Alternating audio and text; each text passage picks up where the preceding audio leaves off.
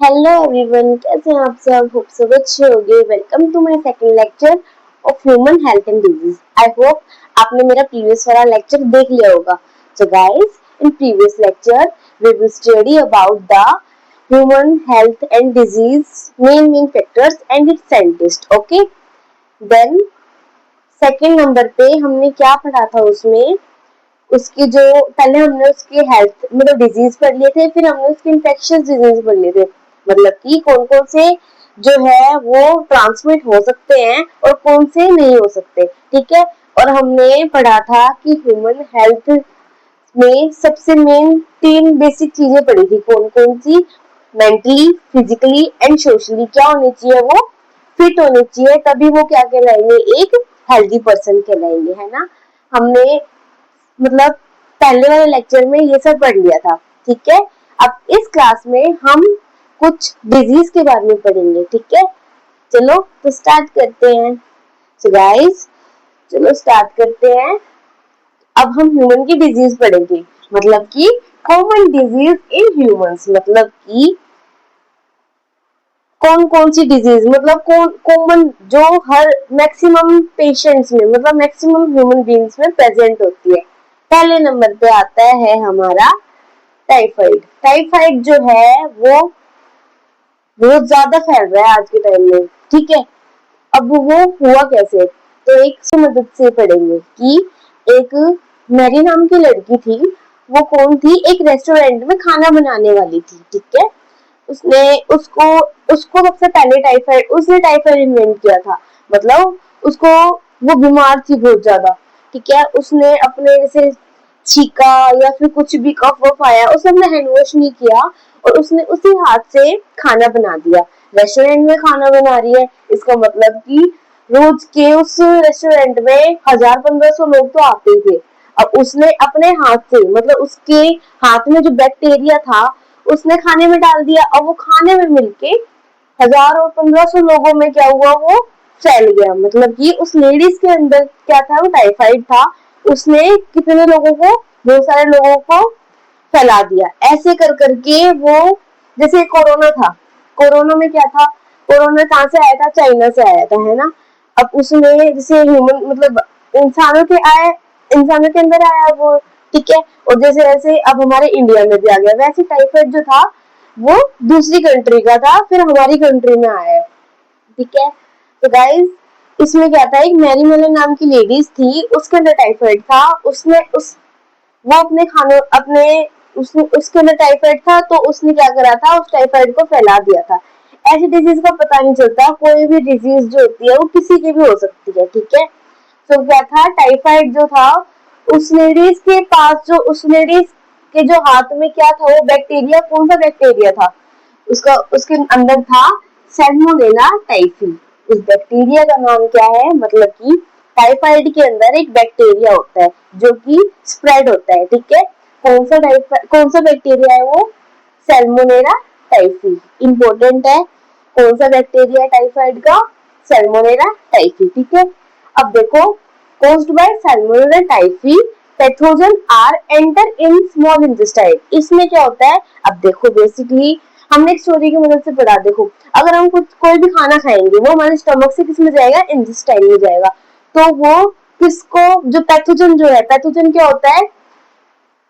Pathogen होता है हमारा डिजीज कोजिंग ऑर्गेनिज्म। मतलब वो ऐसा ऑर्गेनिज्म होता है जो कि डिजीज को पैदा करता है। ठीक है, अब देखो, pathogen are enter in small intestine. Pathogen कहाँ पे एंटर करता है? हमारे स्मॉल इंटेस्टाइन में एंटर करता है। देन उसके बाद क्या होता है?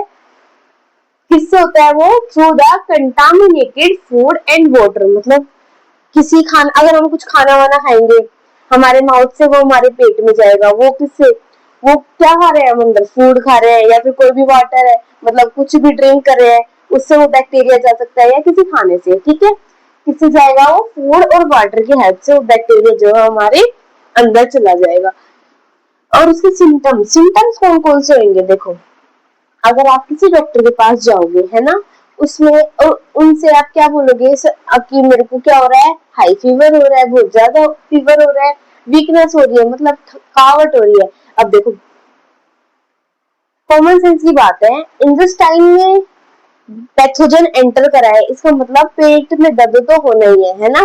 तो क्या होगा, हमारा स्टमक पेन हो रहा होगा और हेडेक हो रहा होगा, ठीक है। ऐसे करते करते क्या मतलब डिजीज जो है वो बढ़ने लग जाती है। उसने क्या बताया डॉक्टर के पास जाके कि डॉक्टर मेरे को, अब वो अपने अपने सिम्टम्स बताएगा, क्या बोलेगा, डॉक्टर मेरे को हाई फीवर भी हो रहा है, मेरे को स्टमक पेन भी हो रहा है, वीकनेस भी फील हो रही है, अपने मतलब ये सारी चीजें बताएगा। फिर डॉक्टर क्या बोलेगा, ठीक है, अब डॉक्टर तो बड़ा हुआ है, वो सोचेगा कि ये सिम्टम्स है, ये मैंने किसमें पढ़ा था, तो फिर वो क्या बोलेगा, वो उस इंसान को बोलेगा कि तुम अपना टेस्ट कराओ। कौन सा टेस्ट? टाइफाइड के लिए कौन सा टेस्ट जरूरी होता है, याद रखना, विडाल टेस्ट, ठीक है। टाइफाइड चेक करने के लिए एक टेस्ट होता है जिसका नाम होता है विडाल टेस्ट, ठीक है। अब देखो, ये हो गया हमारे सिम्टम्स। अगर हमारे अंदर ये सिम्टम्स पाए मतलब प्रेजेंट हुए, तो हमें क्या कराना है, विडाल टेस्ट कराना है। उससे क्या पता चलेगा कि आपके अंदर टाइफाइड है या नहीं है, ठीक है। मतलब कि आपके अंदर जो है वो बैक्टीरिया है या नहीं है। कौन सा बैक्टीरिया? Salmonella typhi. ये तो हो गया हमारा टाइफाइड के बारे में। इन्हें फिर से रिपीट करती हूँ, टाइफाइड जो था वो कौन सा बैक्टीरिया कॉज करता है? सैल्मोनेला टाइफी, ठीक है। Pathogen are enter in small intestine through the contaminated food and water. उसके लिए उसमें क्या क्या सिम्टम्स प्रेजेंट होंगे? High fever, weakness, stomach pain, headache, etcetera, ठीक है। और उसमें अगर आपके अंदर ये सिम्टम्स प्रेजेंट है तो आप कौन सा टेस्ट कराओगे? Widal test. This is important, this is also important, ये दोनों चीजें इम्पोर्टेंट है। और पेपर में कैसे पूछ लेंगे कि ये सिम्टम्स दे देंगे और बताओ कि कौन सा मतलब कौन सा टेस्ट कराना चाहिए हमें, या फिर कौन सा बैक्टीरिया है ये। अगर आप, और ऐसे भी आ सकता है इसमें कि टाइफाइड में कौन सा बैक्टीरिया होता है, इम्पोर्टेंट है। टाइफाइड के अंदर कौन सा बैक्टीरिया होता है? सैल्मोनेला टाइफी, ठीक है। देन उसके बाद हमारा नेक्स्ट टॉपिक आता है, मतलब नेक्स्ट डिजीज है हमारी निमोनिया। अब देखो, कोई भी बेबी है वो बोर्न करेगा, मतलब पैदा होएगा, मैक्सिमम बेबीज में क्या होगा, वो कुछ जुकाम खाम खांसी वासी हो जाएगा। अगर हम डॉक्टर से चेकअप कराने जाएंगे तो वो क्या बताएंगे, उसको निमोनिया हो रहा है, ठीक है। तो उसमें क्या होगा, निमोनिया जो है कोज्ड बाय कौन सी बैक्टीरिया से कोज्ड होता है? वो स्ट्रेप्टोकोकस एंड हेमोफिल इन्फ्लुएंजा, ठीक है। कौन से? ये दो बैक्टीरिया, कौन सा है? स्ट्रेप्टोकोकस एंड हेमोफिलस इन्फ्लुएंजा, ठीक है। उसके बाद क्या था हमारा, इन्फेक्ट किसको इन्फेक्ट करता है वो, इम्पोर्टेंट है। जैसे इसमें जो था, इसमें क्या था इम्पोर्टेंट, टाइफाइड जो है वो किसको इन्फेक्ट करता है? हमारे स्मॉल इंटेस्टाइन को, ठीक है। अब ये किसको इन्फेक्ट करेगा? हमारी एल्वुलाई ऑफ लंग्स को। लंग्स के अंदर क्या होते हैं? हमारे एल्वुलाई होते हैं। देखो जैसे ये हमारे लंग्स है, ठीक है, ऐसे टाइप में लंग्स है। उसके अंदर जो होगा, ये जो होता है हमारा, क्या होता है, ये हमारा एल्वुलाई। इस पूरे एरिया को क्या करेगा, वो क्या करेगा, इसको हार्म पहुंचाएगा, मतलब कि किसको इंटेक्ट करेगा? हमारे एल्वुलाई को, ठीक है। अब देखो, एल्वुलाई हमारे लंग्स क्या हेल्प करते हैं? हमें रेस्पिरेशन करने में हेल्प करते हैं। अब हमारे ये लंग्स को इन्फेक्ट कर रहा है तो मतलब कि हमें क्या करने में दिक्कत आएगी? रेस्पिरेशन करने में दिक्कत आएगी, है ना। तो ये हो गया हमारा निमोनिया। अब इसके सिम्टम्स क्या क्या आएंगे? फीवर होगा, मतलब बुखार चढ़ेगा, चिल्स होगी, मतलब कि जैसे वो कपकपी नहीं चढ़ती, देसी लैंग्वेज बोले तो जिसे कपकपी चढ़ती है, क्या होगा, उसको चिल्स होगा, कफ होगा, मतलब खांसी होगी एंड हेडेक होगा, ठीक है। ये सारे सिम्टम्स जो होंगे हमारे किसमें प्रेजेंट होंगे? निमोनिया में, ठीक है। ये था आपके दो डिजीज, कौन कौन से थे, हमने कौन से पढ़े? टाइफाइड एंड निमोनिया, ठीक है। सो गाइस, अब हम नेक्स्ट डिजीज को पढ़ेंगे। चलो स्टार्ट करते हैं।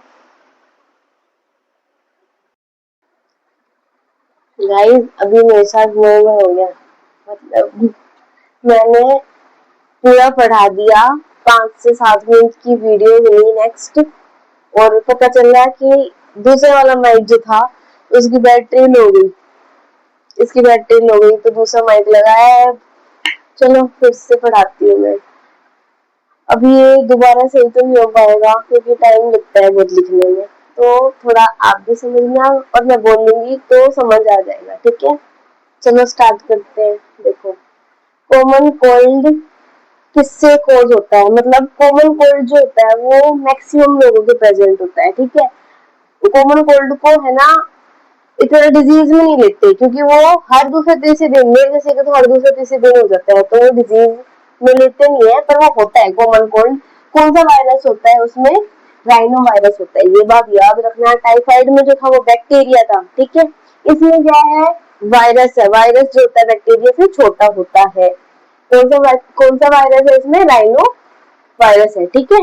अब अगर सिम्टम्स की बात करें, सिम्टम्स कौन कौन से होंगे, नेसल कंजेक्शन होगा, मतलब कि नाक का बंद होना, डिस्चार्ज मतलब कि नजर आना, थर्ड नंबर पे आता है हमारा कफ, देन उसके बाद हेडेक। देखो, हमने टाइफाइड में मतलब बहुत सारे डिजीज, 2-3 डिजीज पढ़ ली, उसमें कौन कौन सी कॉमन डिजीज, कौन कौन से कॉमन सिम्टम्स पढ़े हमने। पहला हमारा कफ है ना, कफ, फीवर एंड हेडेक, ठीक है। ये तीनों चीजें जो थी कॉमन थी।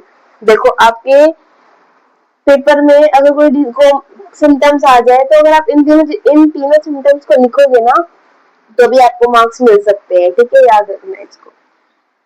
तो हम कहा थे, हाँ, हेडेक, हेडेक ये सब चीजें प्रेजेंट, कौन कौन सी सिम्टम्स होते हैं इसमें, नेसल कंजेक्शन होगा, डिस्चार्ज होगा, कफ होगा, हेडेक होगा, एंड किसको इम्पैक्ट करेगा, हमारे नोज को एंड रेस्पिरेटरी ऑर्गन को, मतलब कि हमारे रेस्पिरेटरी पैसेज को, मतलब कि हमारे सांस लेने के जो पूरा ऑर्गन है उसको क्या करेगा, वो इफेक्ट करेगा, ठीक है। ये था हमारा कॉमन कोल्ड। देन उसके बाद आता है मलेरिया।